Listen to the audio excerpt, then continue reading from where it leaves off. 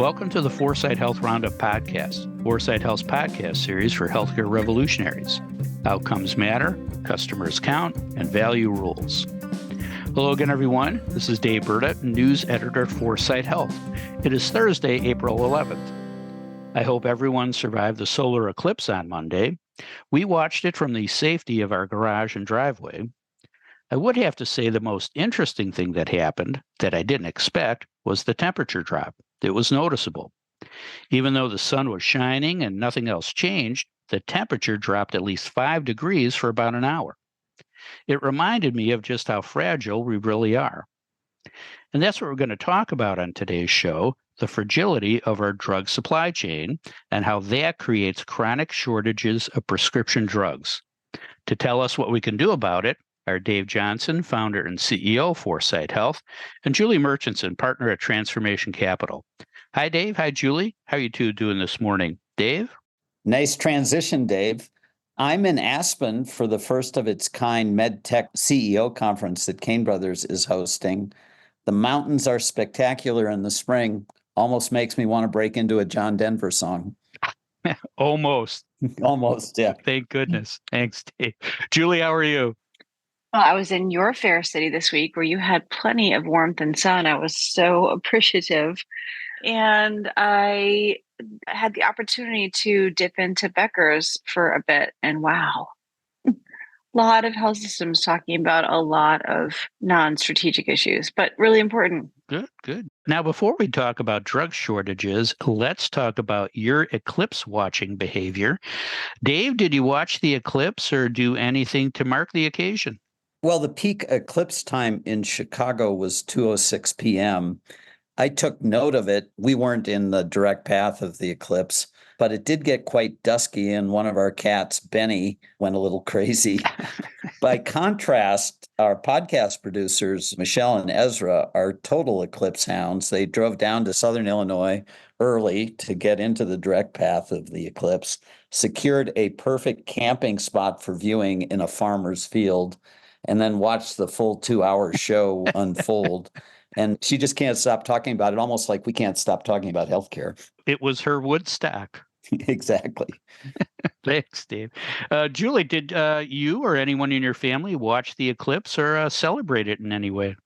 Everyone in my family did watch the eclipse, but because I was in Chicago, I had some nice fancy glasses from one of the healthcare vendors on the floor at Becker's, and everyone had branded glasses on. So it was quite a scene. That's very cool. Hundreds of healthcare executives with solar glasses on. That would have been a great photo. That's right.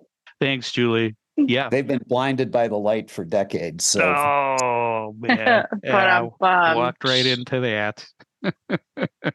Well, the next solar eclipse to touch the U.S. won't happen again until 2044, or not for another 20 years. I'll be 84, and we better not be talking about chronic drug shortages. But we are, courtesy of a proposed drug shortage mitigation proposal put forth by HHS in the White House last week. We're going to critique the proposal on today's show. But first, let me give you a summary of the plan. HHS says, quote, market forces have created a generic drug supply chain that is shortage prone and too slow to respond to shortages that do occur, close quote. Further, quote, market failures lead to an insecure production base and a brittle supply of prescription drugs, close quote. To fix the problem, HHS wants to do two things. One, create a new manufacturer resiliency assessment program, and two, create a new hospital resilient supply program. Under the manufacturer program, HHS would create a new accreditation body that would accredit manufacturers based on how well they scored on newly developed measures of supply chain resiliency. Under the hospital program, HHS would create a scorecard to rate hospitals based on their use of drug purchasing and contracting practices that promote drug supply chain resiliency. HHS would use Medicare payments to reward or penalize hospitals based on how well they do on their scorecards. Creating and running the programs would cost between $3 and $5 billion over the first 10 years of the initiative. Dave, what do you like about the proposal? What don't you like about the proposal? And if you ran HHS, what would you do about drug shortages? So what do I like and dislike about the programs? And if I were healthcare czar, I'm going to go even one step up from HHS secretary. I'm going to assume total powers. You're going full czar. All right, excellent. Yeah, full on. How would I deal with the drug shortages? Let me talk first about what I like. There's clear market failure. Evidently, the private market programs to address these drug shortages, think of Civica RX and Mark Cuban's Cost Plus program, just haven't been enough to overcome these supply issues. They're helpful, but they haven't been enough. So in the presence of market failure, even though I'm a markets guy, it's appropriate for the government to intervene to restore supply-demand equilibrium. Think of the strategic oil reserve that we have, and when the oil markets get out of whack, the government releases oil to try to bring rationality to oil prices. The program itself uses very well-developed mechanisms from Medicare's previous experience relating to pricing incentives and ratings to nudge the system toward desired behaviors. Will it be enough? Time will tell, and execution, as always, is key. I just love that Thomas Edison quote where he said that innovation without execution is delusion. So let's hope our officials aren't delusional here.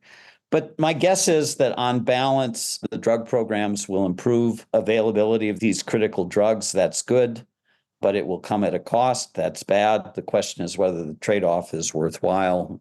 Time will tell on that. What don't I like? By definition, generic drugs are commodities, and they should be in ample supply. We never run out of toothpaste.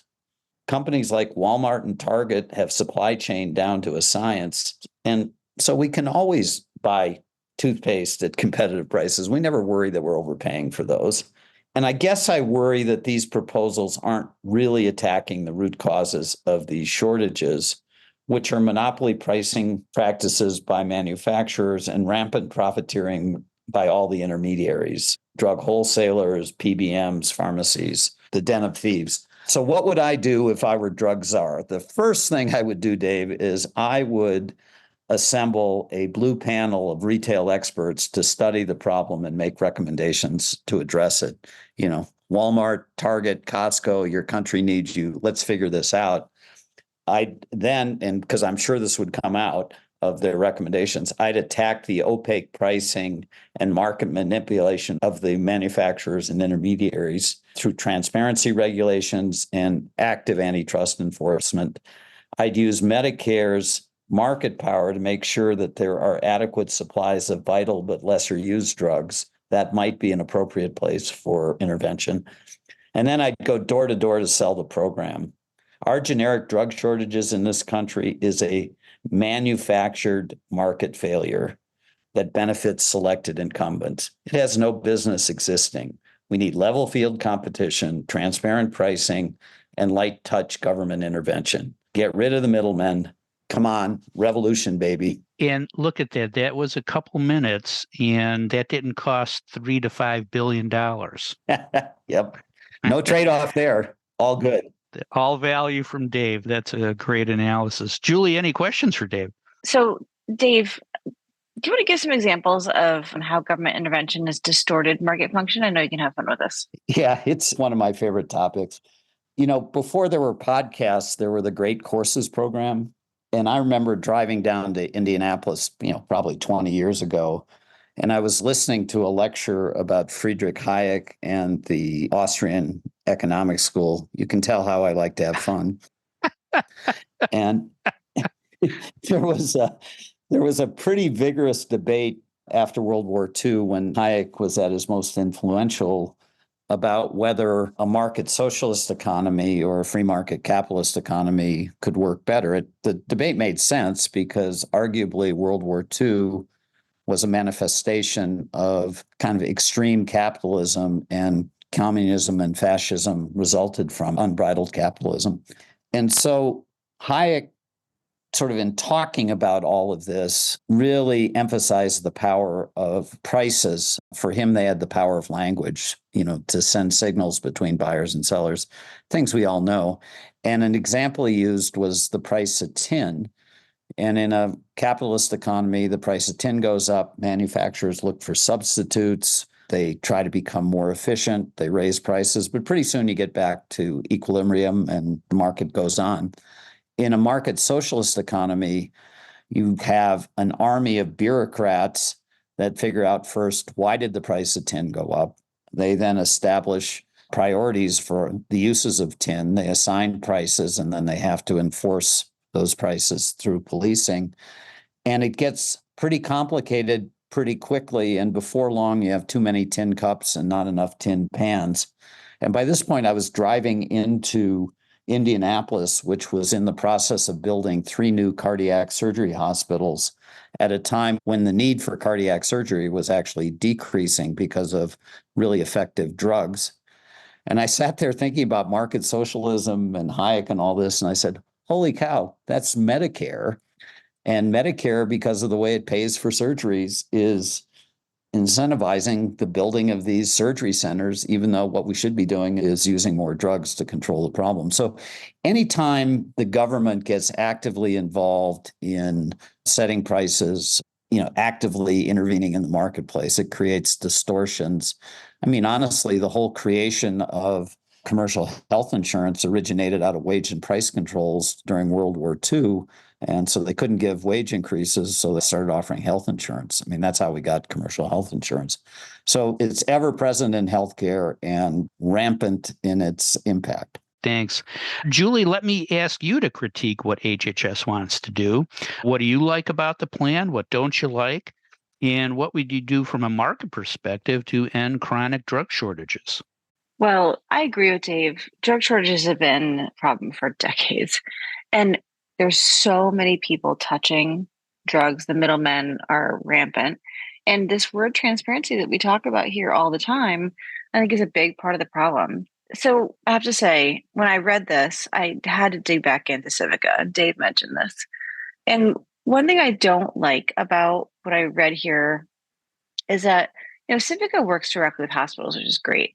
But this HHS release talks about penalties for hospitals. And I'm not so sure that actually should be part of what's happening here. It feels like a bad party to actually really penalize in all this.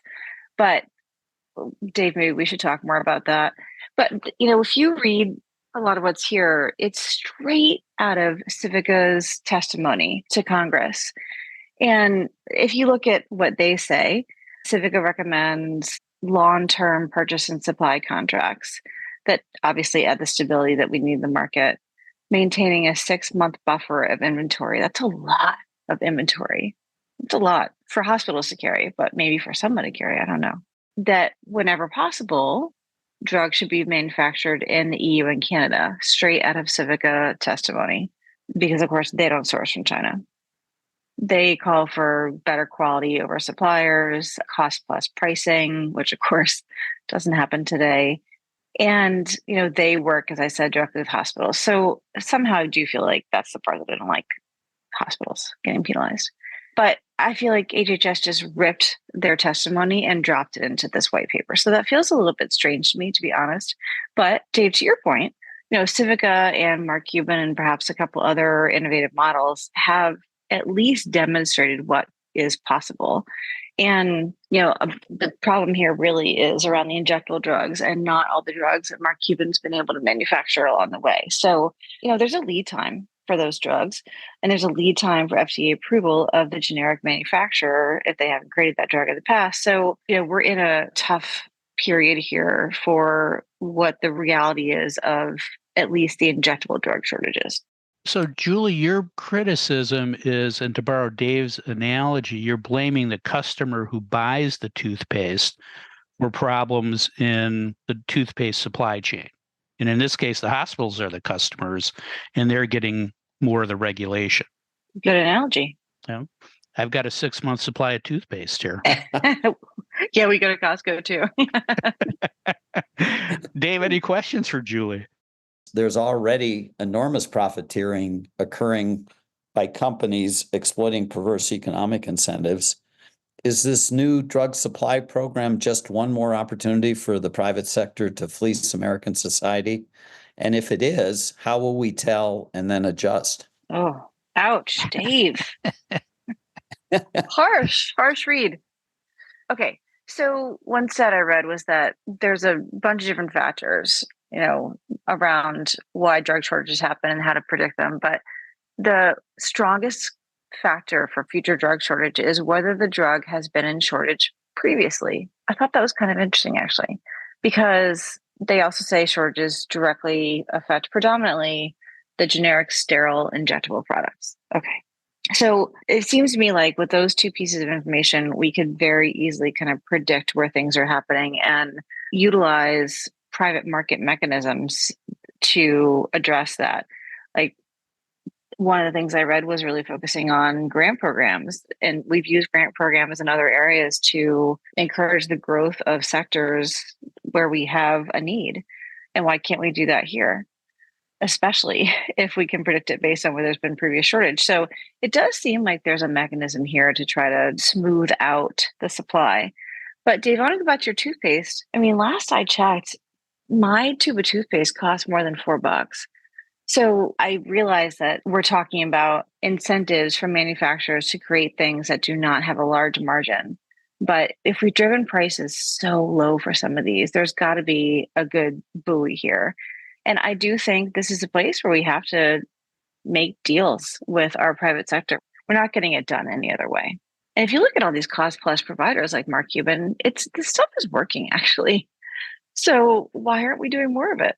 Right. I don't even know where to start, but I think the right financial incentives and better functioning markets are a good start. Now let's talk about other big news that happened this past week. It wasn't all bad, was it? Julie, what else happened this week that we should care about? Well, also talking about drugs, I saw an Evercore survey on what consumers are willing to pay out of pocket for our favorite new drug category, GLP-1s. And the majority, nearly 60% of those with an annual income of more than $250,000 said the max they'd be willing to pay out of pocket is, well, it said more than $300, which is funny because the survey options are $300 to $500 a month or $750 a month. So it's more than $300 per month. And about 4 to 5% of those with annual incomes of less than $75,000 said the same thing. They'd be willing to pay the same thing, which is kind of amazing.